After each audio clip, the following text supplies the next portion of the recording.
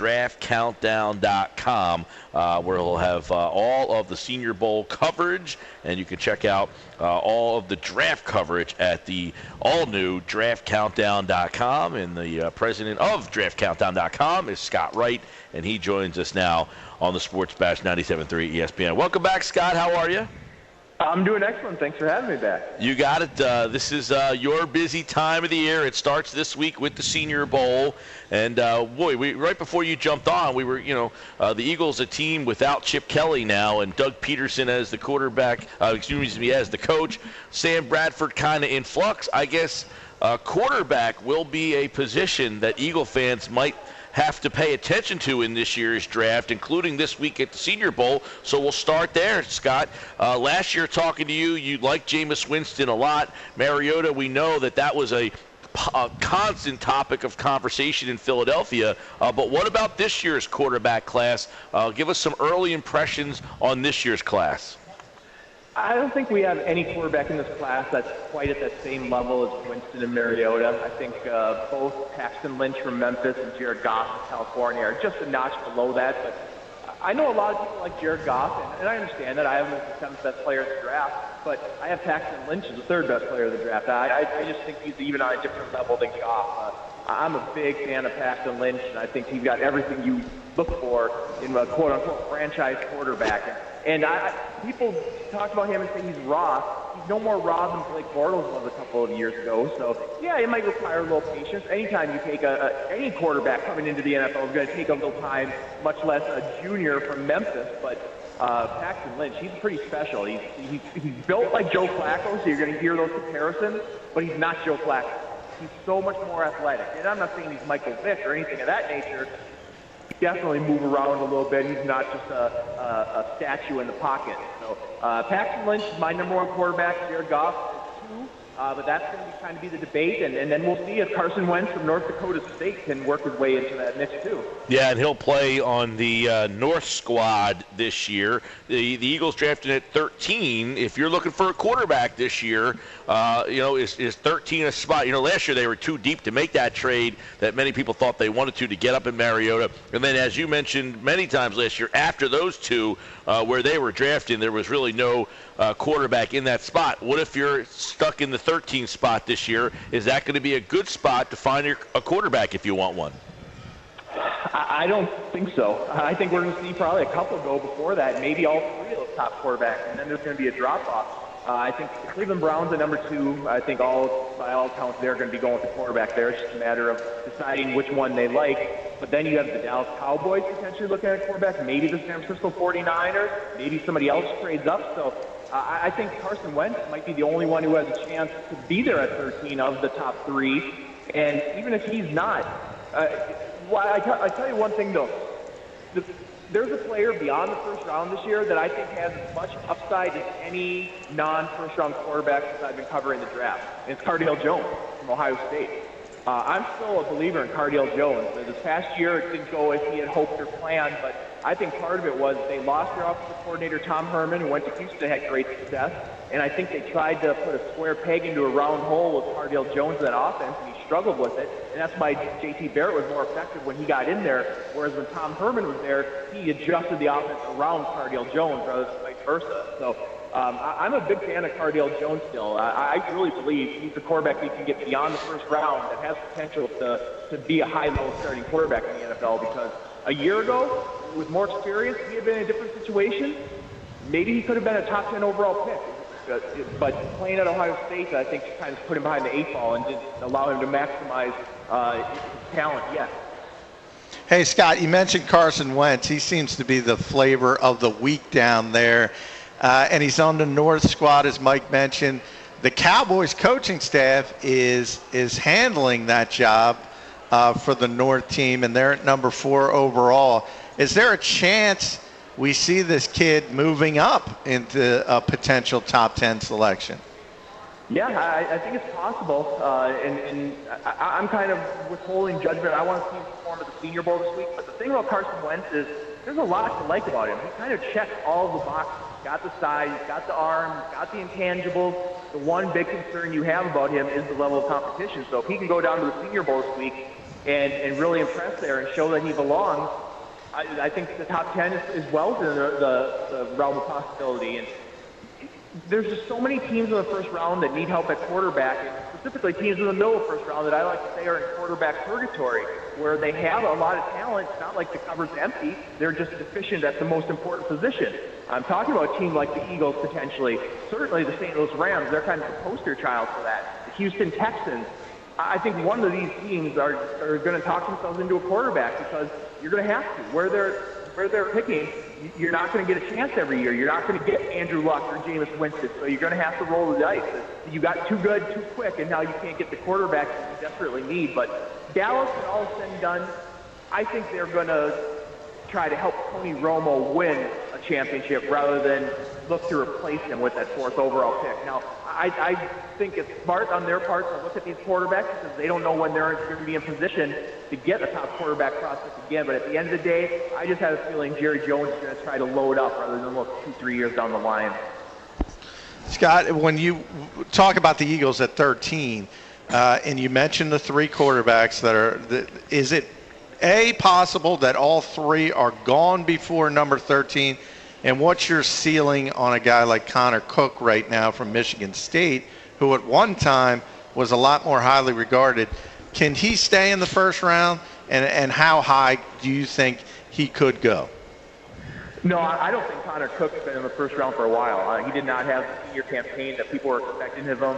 There's some questions about his intangibles, and it sounds stupid. It sounds like something from the movie Draft Day, but he wasn't named a team captain as a senior, and that's somewhat concerning when a senior quarterback with his type of profile and resume isn't named a team captain. That's something teams are researching, but more than anything, it just comes down to the results on the field weren't that impressive. So I think he made a mistake by passing up that Senior Bowl invitation this week. He had already been passed up by Wentz, clearly, and now the door's open for maybe others to pass him. I think he's going to slide on draft day, and if the Eagles like Connor Cook, he's probably going to be available for them there in round 2. What about, this game this weekend, if you're a fan that you want to watch in any of these guys that will be playing in the Senior Bowl, Scott, do they have a chance to really improve their style? I know a lot of people had heard of Dak Prescott a couple of years ago. He seemed like he's kind of faded a little bit, but are there intriguing quarterback prospects in this game this weekend that can help themselves out?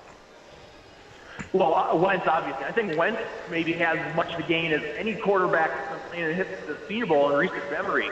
But beyond that, I don't know if there's one guy that can really soar up draft boards. I guess if I were going to pick one, I would say Jeff Driscoll from Louisiana Tech, formerly of Florida. Obviously had his fair share of struggles there during his time with the Gators, but transferred to La Tech, had a really nice senior year. And I could see him maybe going from a late-round pick to a mid-round pick. But, I think this quarterback class is going to be pretty well dominated by underclassmen.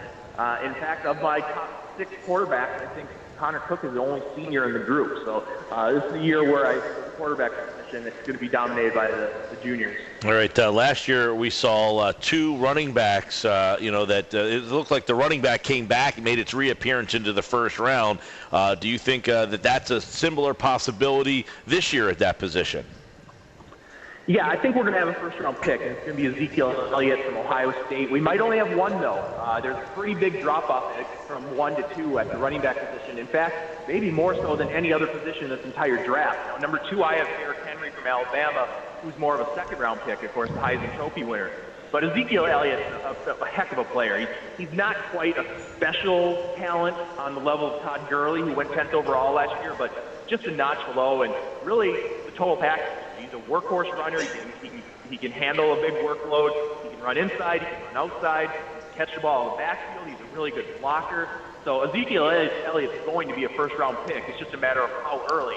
Top 15, top 20, top 25. And it's going to be interesting to see if the success Todd Gurley had, the impact he had, maybe that will add some value to Ezekiel Elliott and top running back prospects going forward. So that's one storyline I'm going to be watching on draft day. But Ezekiel Elliott, my first mock draft, I have him going 22 to the Houston Texans, and that's probably the bottom for him. That's probably the floor. He could technically go as high as maybe 10 to the Giants, so somewhere in that range, 10 to 22. Hey, Scott, the prospect I'm most excited to watch this week is Reggie Ragland, the linebacker from Alabama, who's this big physical guy. I think most teams in the NFL project him as an inside linebacker, a middle linebacker, but he wants to prove he's got the athleticism to play outside. Where do you see his ceiling as a prospect, and do you think he's athletic enough to handle work on the outside, either at a weak side or Sam linebacker? Well, that athleticism is the big question with him. And I think the word you most often hear associated with Reggie Ragland in terms of the negative connotation is stiff. There's just question marks about how will he be a liability in coverage or will he be able to handle it.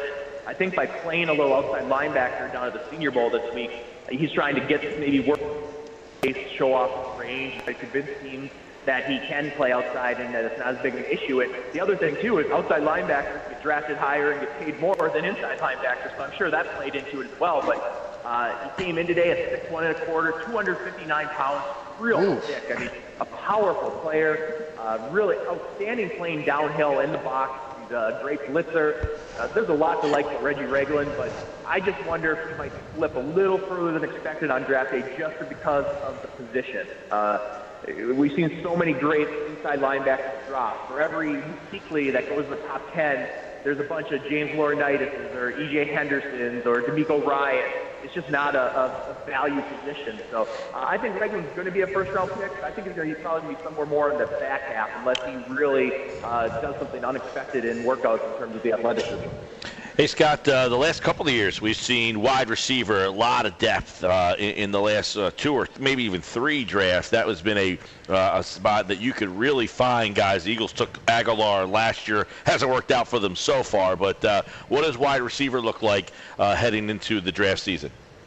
That's another position where you have a clear-cut top guy. Laquan Treadwell from Smith. He's probably going to go somewhere in that top dozen pick. Kind of a Michael Crabtree level prospect in terms of his grade. Not quite A.J. Green, but there again, there's another question with him, speed. And if he runs better than expected, I think he can go in the top 10. If not, I think he'll slide just out of it. But then you have a big drop-off. And even though you have that drop-off, I think then you're going to have a run, say, between the latter part of the first round to the early, middle, late part of the second round. That's where the value is going to be at wide receiver. Late round 1, you got Corey Coleman from Baylor, Michael Thomas from Ohio State, 2 very different types of players, but Corey Coleman from Baylor specifically, this guy is just dynamic, one of the most explosive players in this draft. Josh Doxson from TCU, kind of a poor man's Amari Cooper, that type of player. If you like Amari Cooper, you'll like Josh Doxson. And Braxton Miller is a player I really like. Of course, the converted quarterback from Ohio State. Smart move by him to make that transition to wide receiver for his senior season. Got a head start on the process rather than got a lot of film, a lot of practices in his new position. And I remember when I first saw Braxton Miller playing wide receiver, how impressed I was with how polished he was right out of the gate. And I really think this isn't a case of a quarterback who's now playing wide receiver. This is a receiver who used to play quarterback, and now he's back where he belongs. So I really like Braxton Miller. I think he's a top 50 talent. And so that's where the strength of this wideout class is. I think round 2, round 3. If you need one in the first round, for me it would kind of be Laquan Treadwell and bust. If I didn't get Treadwell, I'd probably wait on the position. Getting a head start on NFL Draft Talk with Scott Wright of NFLDraftCountdown.com. Scott, if one thing about championship weekend that stood out to me was that if you can get to the passer with a 4-man rush, you're ahead of the game defensively. Talk about some of the best pass rushers in this upcoming draft. Well, and this is another position I think you have a clear-cut top 2 with Joey Bosa from Ohio State and Forrest Buckner from Oregon. Excuse me. In terms of the defensive end, different types of players to a certain degree, but both are probably going to be gone in the top 5, certainly the top 10 overall pick.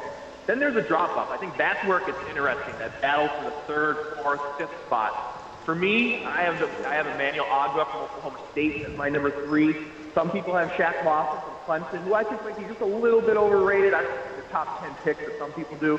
But then the intriguing guy for me is Noah Spence from Eastern Kentucky, who was at the Senior Bowl this week. Even though he came out as a junior, he'd already earned his degree and he was eligible to play in the Senior Bowl. And Noah Spence, when he was a big-time recruit coming out of high school. When he was at Ohio State early on, he looked like a future top 10 overall pick. So there's no question about his talent. He's a top 10, top 15 type of talent all day long. It's just the character concerns, and that's why off the field it's going to be so big for him at the Senior Bowl. He needs to convince these teams that he's put the troubles behind him, because if you're convinced of that, Noah Spence maybe the second best pure pass rusher in this draft. He can play DN, he can play outside linebacker. He's been as high as 270 pounds. I think he weighed in today at about 250 something. So I'm sure he's shed a little weight to show off his linebacker skills. So no offense, keep an eye on him. If he can answer those questions about off the field, he could go a lot higher than expected. I think very easily in the top half of the first round, but it's a big if. Hey, speaking of talent, I can't let you leave before talking about Jaylon Smith, because to me, he might be the best player in this draft athletically. Had the catastrophic knee injury in the Fiesta Bowl. How far do you think he could fall, or somebody just going to take a chance because he is so talented? Well, we got a couple of players kind of in that mold. Miles Jack, linebacker from UCLA, the knee injury wasn't as severe, and it happened a few months prior. He has a head start on Jaylon Smith in terms of his recovery. But I think in the case of both of those guys, it's similar to what we saw with Todd Gurley last year. It's going to hurt. They're going to drop a little, but at the end of the day, they're just too talented to drop too far. And even if you have to wait a year on Jaylon Smith, he's worth the wait. He's a freakish talent who certainly would have been a top 5 overall pick if not for that injury in the last game of the season. Unfortunately, there was no nerve damage when they did the repair and they did the surgery, so it's just a standard recovery. And he's probably not going to be ready for the start of the season. Even Todd Gurley, who got hurt 2 months earlier, wasn't ready until a month into the year. So it's going to require a team with a little vision, a little patience, maybe job security. But I still think he's going to go in the top 10, top 15 overall picks. And in my first mock draft, I have him going to number 6 for the Baltimore Ravens. I think Ozzie Newsome kind of fits that criteria of patience, job security, etc. And that's admittedly probably the best case scenario for Smith, but we're not going to see a free fall. He's still going in the first round, no doubt. Scott Wright, DraftCountdown.com. Scott, give us a handful, a couple of players that you're interested in seeing at the Senior Bowl this weekend. Oh, boy. I mean, I'm interested in seeing everybody, but one thing I'm interested to see is Glenn Gronkowski. Rob Gronkowski's little brother is there, and he played fullback in college, but he's playing tight end. It's interesting because of the name, but more so just because there's opportunity at tight end. It's one of the weakest positions in this draft. And if Gronkowski can have a really good week, he could be one of the top 5 tight ends in this draft, partly because just the position's so weak. So that's one storyline I'm definitely watching. Jason Spriggs, offensive tackle from Indiana. That's another position where we kind of see guys emerge and move up draft boards at the Senior Bowl. And I think Spriggs could potentially work his way into the first round. And one guy who's already really impressing is Raven Clark, the offensive tackle out of Texas Tech. Just a freakish physical specimen at the weigh-in. 36.25-inch arms, 85 7/8 inch wingspan, which are the biggest of anybody there. He's 6'5 and a half, 312 pounds. He's a great athlete. So watch out for Raven Clark. I already had him, in my rankings as a day 2 pick beforehand. But a guy with those types of measurables, if he keeps performing as well on the field in practices as he is so far, he could very well work his way into the early part of day 2. Hey, let me ask you, a lot was made of the Eagles winning that last game against the Giants. Any difference, do you think, drafting 13th or 10th, where the Giants end up picking and the Philadelphia Eagles dropped because they won that game? A lot of fans, were kind of upset by the fact that they won that game. So if you're 13 or 10, do you see a big difference there? Yeah, I mean, I'd rather be picking 10 for sure. I mean, that's probably the equivalent of a third-round draft pick, but straight up. So I'd rather have 10. And I'm always of the opinion, too, and I take some heat for it. I never condone throwing games or tanking, anything like that, but I just always say the top priority shouldn't necessarily always be winning the game. There's nothing wrong with playing the young kids, and if it helps you move up in the draft order, so be it. But yeah, I mean, we'll see if it hurts them. Maybe it'll be much ado about nothing, or maybe they'll miss out on a guy they wanted by a pick or two. We'll see when all is said and done. But teams don't really watch that, especially the coaches. The coaches could care less about draft order. Just overall, where this draft class, in your opinion, is compared to maybe the last 2 years, where it seemed like 2 years ago, a very good draft. Last year, a little bit down from the year before. But how about this one?